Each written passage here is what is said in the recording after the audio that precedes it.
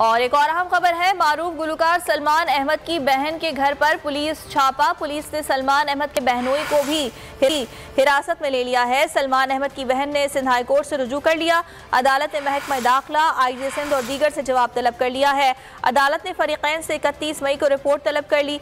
सलमान अहमद के बहनोई की बाजियाबी के लिए इक़दाम करने की हिदायत भी की गई है। मारूफ गुलकार सलमान अहमद की बहन के घर पुलिस की जानिब से छापा मारा गया और पुलिस ने सलमान अहमद के बहनोई को भी हिरासत में ले लिया है। सलमान अहमद की बहन ने सिंध हाई कोर्ट से रुजू कर लिया है। अदालत ने महकमा दाखिला और दीगर से जवाब तलब कर लिया। अदालत ने फरीकैन से 31 मई को रिपोर्ट तलब कर ली है।